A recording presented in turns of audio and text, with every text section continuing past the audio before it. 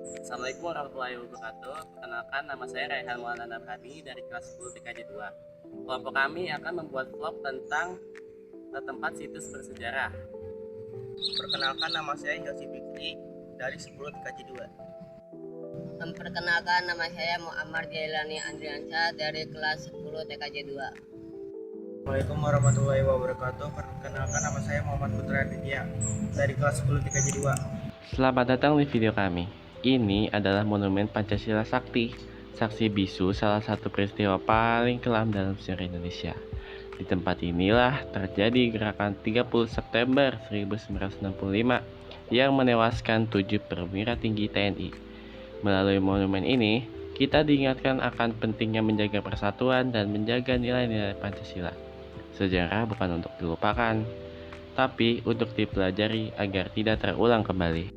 Selamat datang di video kami. Pada kesempatan kali ini, kami akan mengajak Anda mengunjungi salah satu situs bersejarah penting di Indonesia, yaitu Monumen Pancasila Sakti yang terletak di Lubang Buaya, Jakarta Timur.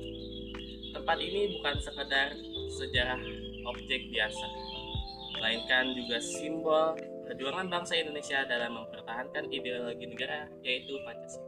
Monumen ini dibangun untuk mengenang peristiwa gerakan 30 September 1965 atau yang sering disebut sebagai G30S PKI. Peristiwa ini merupakan salah satu tragedi paling kelam dalam sejarah bangsa Indonesia. Di lokasi inilah ditemukan jasad 7 perwira tinggi TNI Angkatan Darat yang menjadi korban dalam peristiwa tersebut. Mereka kemudian dikenal sebagai pahlawan revolusi.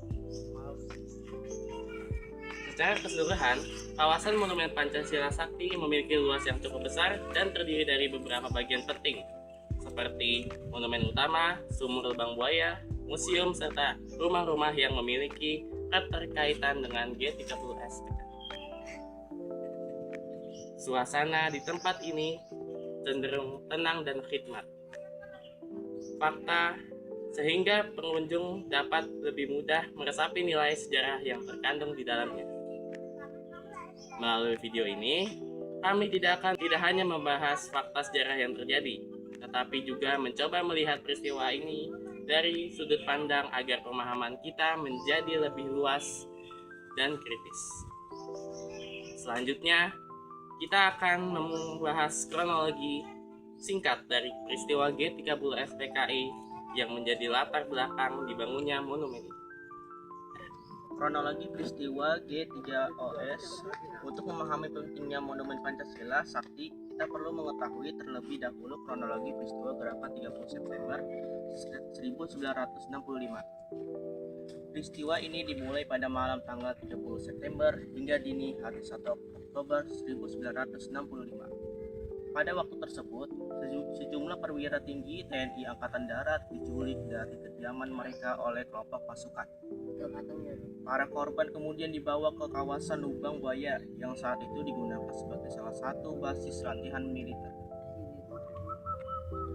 Di tempat inilah para perwira tersebut dibunuh dan jasadnya dimasukkan ke dalam sebuah sumur yang sekarang dikenal sebagai Sumur Lubang Buaya.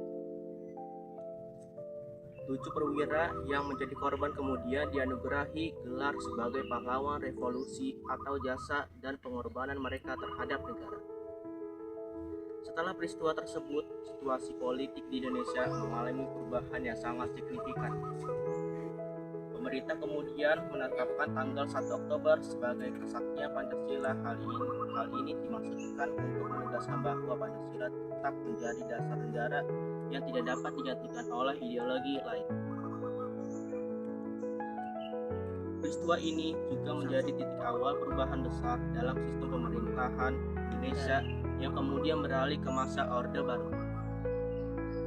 Namun demikian, seiring berjalannya waktu, sebagai penelitian dan kajian sejarah menunjukkan bahwa peristiwa ini memiliki banyak sisi yang kompleks dan tidak sepenuhnya sederhana. Untuk melihat lebih jauh, kita akan mengamati langsung bagian-bagian penting dari monumen ini. Sejarah. Di belakang saya terdapat monumen utama yang menampilkan patung 7 pahlawan revolusi. Patung-patung ini menggambarkan para perwira dalam posisi tegap dan menunjukkan ke arah sumur lubang buaya sebagai simbol tempat ditemukan jasad mereka. Monumen ini tidak hanya berfungsi sebagai penanda sejarah, tetapi juga sebagai sarana edukasi bagi masyarakat, khususnya generasi muda. Pindah ke sumur. Berikut adalah sumur Bangkaya yang menjadi pusat dari peristiwa ini. Sumur ini telah ditutup dan dijadikan sebagai bagian dari monumen sehingga pengunjung dapat melihat secara langsung sebagai bukti sejarah.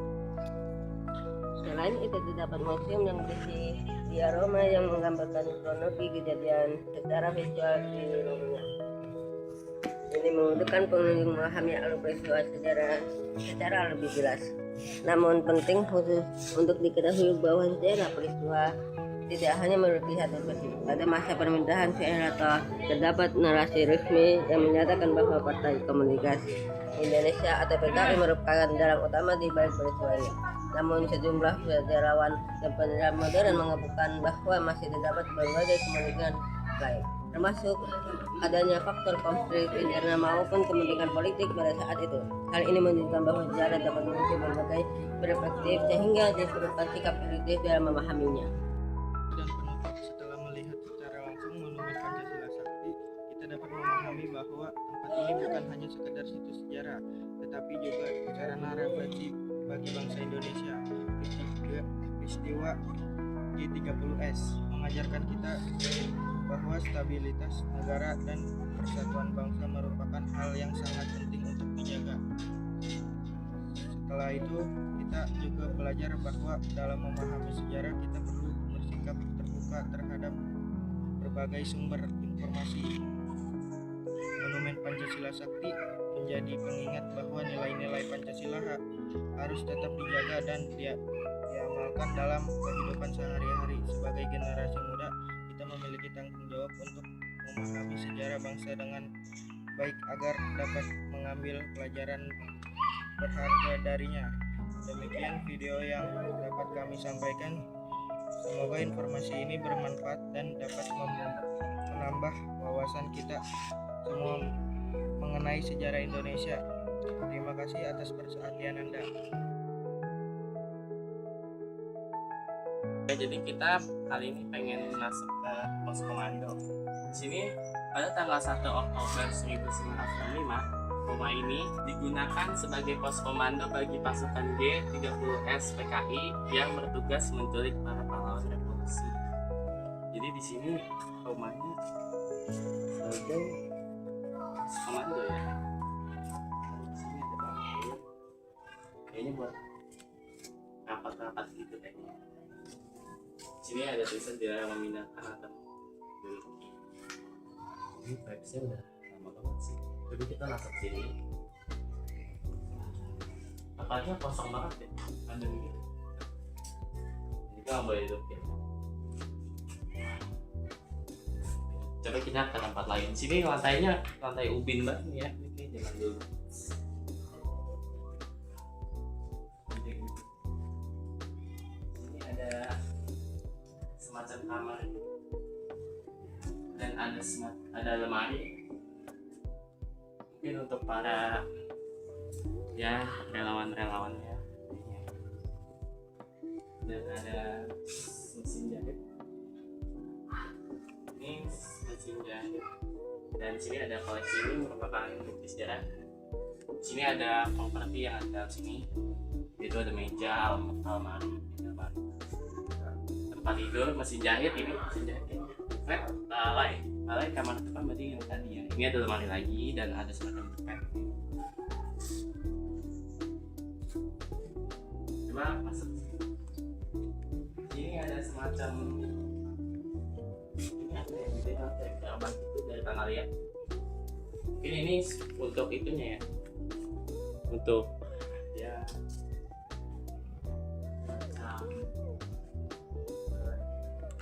Sini ada meja makan. Meja makan di sini dan ada semacam tempat duduk lagi ya, tempat duduk. Dari sini ada balainya tempat duduk lagi. Jadi ada banyak banget tempat duduk di sini. Ya namanya juga pos komando ya buat tempat duduk. Dan sini ada 3 akses berarti dari situ, ada yang dari sebelah sini dan ada sini. Jadi ada 3 akses. Dan kita coba keluar. Jadi itu tadi kita habis lihat-lihat pos komando ya dari zaman revolusi di G30 FPS PKI kayak gimana. Sekian. Jadi di sini ada dapur umum. Dapur umum bagi PKI biasanya merujuk pada kegiatan logistik atau penyediaan makanan yang dilakukan oleh simpatisan atau organisasi yang terhubung dengan PKI, terutama pada masa sebelum peristiwa 1965. Dapur umum berperan sebagai bentuk gotong royong untuk membantu masyarakat, terutama saat ada kegiatan besar, aksi massa, atau kondisi sulit. Ini menunjukkan adanya solidaritas dan organisasi yang cukup rapi. Selain fungsi sosial, dapur umum juga bisa menjadi sarana untuk menarik simpati masyarakat dengan menyediakan kebutuhan dasar seperti makanan. Organisasi bisa memperkuat dukungan dari rakyat. Karena PKI adalah organisasi politik, kegiatan seperti dapur umum tidak sepenuhnya netral. Seringkali kegiatan sosial ini juga berkaitan dengan penyebaran pengaruh ideologi dan penguatan basis massa. Nah, kita akan tinjau bagian dalamnya. Di sini ada tempat duduk.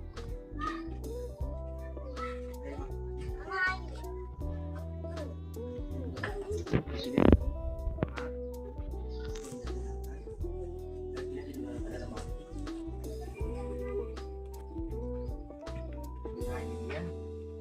tempat untuk bagian dapurnya untuk memasak dan lain-lain. Jadi dapur umum bagi PKI menunjukkan bahwa kegiatan sosial dapat memiliki lebih dari satu tujuan, yaitu membantu masyarakat sekaligus memperkuat pengaruh organisasi. Oleh karena itu, penting untuk melihatnya secara objektif dari sisi sosial dan politik, agar kita bisa memahami perannya dalam sejarah secara lebih menyentuh. Menjelaskan sejarah singkat truk.g. Mobil truk.g tahun 1961 no polisi P2982L ini adalah replika kendaraan jemputan PN Arta Yasa barang definisi cetak uang logam peruri yang dirempang oleh pemberontak G30 SPKI di sekitar Jalan Iskandar Rasya, daerah Blok M, Kemayoran Baru, Jakarta Selatan. Kemudian kendaraan tersebut digunakan oleh Jenazah Brigjen TNI DI Panjatinan dari Lagi ada di Museum Pengkhianatan PKI atau Komunis ya. Kita akan masuk ke museumnya.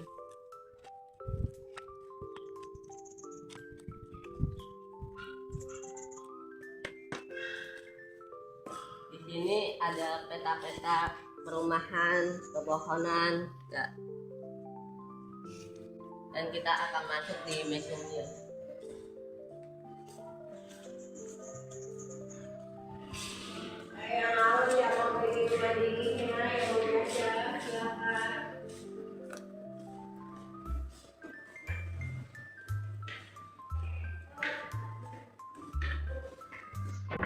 Jadi kita ada di dalam museum G30 SPKI. Di sini ada banyak miniatur gitu dan ada sejarah-sejarahnya. Mungkin kita nggak bisa jelasin satu persatu ya, soalnya ada banyak banget di sini. Tapi kita cuma keliling-keliling dulu aja. Mungkin kita bisa baca-bacain nanti. Coba kita kesana dulu. Sini tempatnya lumayan sepi dan gelap ya. Sini juga ada ya semacam miniatur gitu. Bagus. Dan ada foto-fotonya, tapi foto-fotonya udah pada luntur gini. Jadi kita nggak bisa ngeliat dengan jelas itu foto apa. Kayak udah luntur, kayak kena air gitu ya. Juga kurang jelas ya. Tapi masih kelihatan lah sedikit-sedikit nih pemandangannya. Ini adalah penghancuran PKI di Sokok. Sini ada foto-fotonya. Dan ini ada semacam replika adegan gitu ya. Bagus banget sebenarnya sih. Oke, di sini ada sebuah kayak peta gitu ya. kayaknya ini sekitaran Jawa Tengah. Ada Magelang, Wates, Yogyakarta, Solo, Surakarta ya. Dan ini ada bendera-bendera, mungkin ada ini itu sketsa konsep umum perdana rencana operasi penumpasan pemberontakan PKI. Ya, ini sketsa petanya gitu ya. Di sekitar Jawa Tengah. Sini juga tempatnya lumayan sepi, jadi kita harus jaga sikap. Sepi banget tempatnya. Terus juga ada semacam miniatur gitu. Ini besar banget. Ini pembunuhan massal di Tirtomoyo. Di sini ada sebuah replika gedung gitu. Dan ada foto-fotonya. Foto asli ya ini kayaknya. Warnanya hitam putih. Ini monumen pembunuhan massal. Jadi ada monumennya ya di sini. Jadi di sini ada orang-orang yang lagi dibunuh secara massal gitu. Ada yang dibacok, diseret, dipukul, dan ada yang masukin ke situ, dipukul dengan celurit. Ini itu bukti sejarah kelamnya bangsa Indonesia pada zaman komunis. Sekarang udah beda. HAM udah diperketat juga sih. Sini kita lanjut jalan. Nah, sini juga ada penangkapan Amir Syarifuddin. Cukup bersejarah juga, ini ada foto-foto aslinya. Ini ada sejarahnya, nanti bisa kita baca. Ini ada iring-iringan pasukan. Ini juga gelap ya. Ini penangkapan Amir Syarifuddin. Sini juga ada serangan gerombolan PKI ke asrama polisi. Ini asrama polisi zaman dulu kayak gini. Diserang, jadi polisi-polisi zaman dulu diserang di sini. Karena apa? Jadi karena ini kita bisa baca-baca sini. Tulisannya juga kayak agak kelihatan gitu banget. Nah, ini kantor polisinya, foto asli. Dan ini suasana besoknya nih, pas udah kekacauan yang mereda nih, ada tulisannya juga fotonya. Sini juga ada fotonya rumah di Gang Jaksa, Kebon Sirih. Jadi polisi-polisi ini diserang di Tanjung Priok ini tulisannya. Di sini juga ada peristiwa Tanjung Morawa. Sini ada sebuah patung-patung kecil. Kayaknya ada penyerangan massal juga di sini, di tengah sawah ya. Ini ada foto-foto aslinya, ada traktor yang digunakan untuk membersihkan bekas areal. Ini ada foto-fotonya. Dan ini foto aslinya nih, bekas areal tembakau di Desa Perdamaian Tanjung Morawa. Sekarang udah dijadikan kebun dan sawah. Lihat sini. Kita ke atas. Oke, kita udah ke atas dan kita langsung disuguhi dengan ini. Ini tuh ada bendera Cina nih, bendera yang dirampas dari PGRS, Pasukan Gerilya Rakyat Sarawak. Ini ada banyak bendera-benderanya.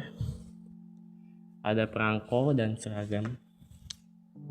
Celananya juga ada di sini.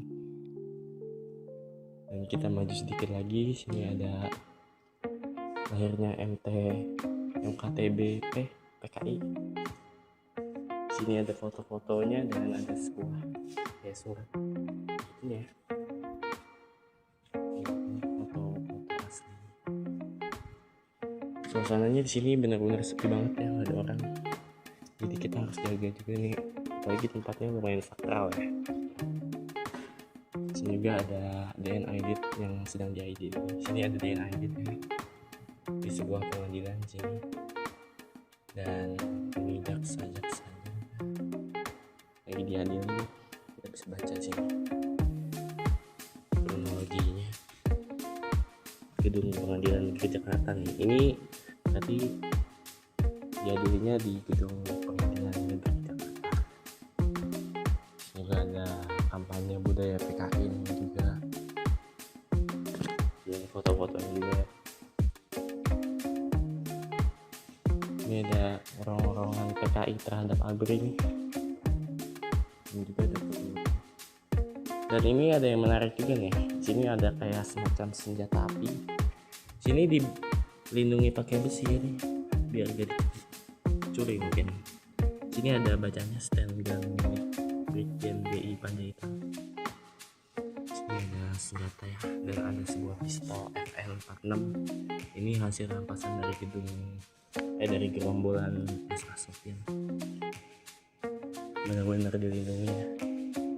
Itu seperti apa sini juga ada semacam objeknya. Ini di GBK nih. Banget ofensif. Di mana ada tukang bakso yang diserang dan pedagang-pedagang kecil karena ada kerusuhan. Di sini juga ada senapan lagi. Benar-benar dilindungi ya. Tapi kami nggak bisa ngeliat ya, belum bisa ngeliat karena belum ada teksnya ini, jadi mungkin kami bisa cari lagi di internet apa itu. Ini ada penyerbuan PKI ini sebenarnya kejam juga ya pada masa lalu. Mereka banyak menyerang warga sipil yang tidak bersalah nih di gedung RRI, Radio Republik Indonesia. Sebenarnya di sini ada kode QR-nya, bisa kita scan. Mungkin untuk sejarah lengkapnya. Ini ada foto-fotonya. Mungkin kalau kalian pengen tahu ini isinya kayak gimana aja, bisa kalian kunjungi langsung ya. Kami cuman lihat-lihat saja sini.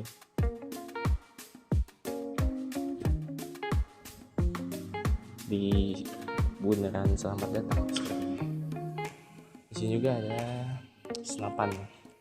Tapi kami nggak tahu nih, ada tulisannya senjata Get Me, jenis senjata yang dimiliki oleh Esa Sofyan. Jadi ini senjata yang dimiliki AK-47, hasil rampasan dari gerombolan PGRS. Ada AK-47 ya di situ di atas dan di bawah. Di sini juga ada senjata api yang dilindungi. Ini ada rakyat Jakarta menyambut pembubaran PKI ini.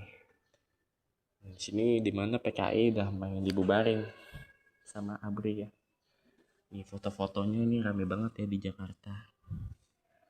Foto-foto hitam putih. Dan ini ada keputusan nih, suratnya nih. Bisa kita lihat sendiri di sini. Dia ada tulisannya, cuman tulisannya kayak kurang jelas aja gitu. Sepi banget ya di sini. Ada apa?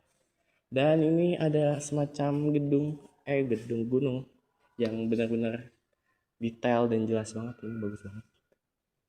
Dan ini operasi Trisula di Blitar Selatan.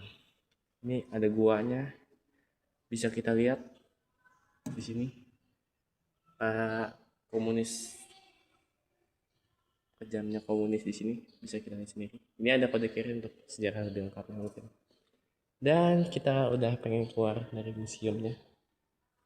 Foto pengangkatan jenazah Majen TNI GPH.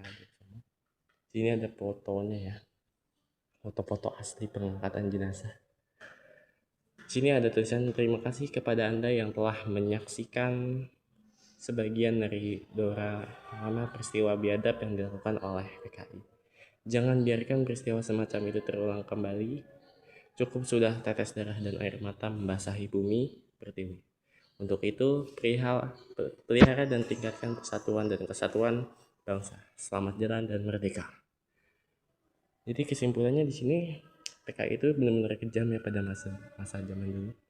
Dia melakukan banyak kekejaman pada rakyat-rakyat yang tidak bersalah.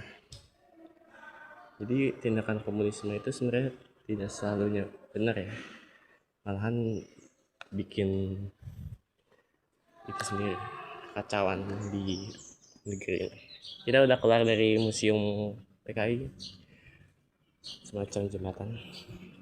Sini ada tokoh-tokoh, foto tokoh-tokoh Majen Ahmad Yani, Majen R Suprapto, Majen Hartono MT, Majen S Parman, Brigjen DI Panjaitan, Brigjen Sutojo, Letu PA Tendian, ada Kol Katsamode, Letkol Sugiono M, Brigadir Pol KS Tubun, Di sini ada buahnya ya, ini tokonya sebenarnya apa? Ini adalah 10 pahlawan revolusi korban keganasan G13 PKI tahun 1960.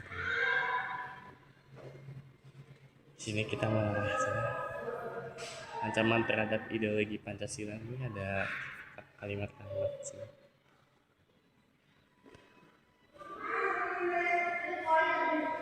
Museumnya. Tertembaknya ada Irma Suryani Nasution. Di sini ada kejadian bersejarah banget ya. Di sini tertembaknya anak dari Nasution. Di sini oleh anggota komunis PKI Kota Jamang.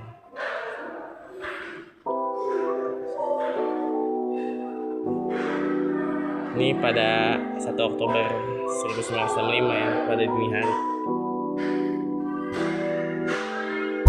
Di sini ada proses banyak penangkapannya. Ini tertembaknya Ajun Inspektur Polisi tingkat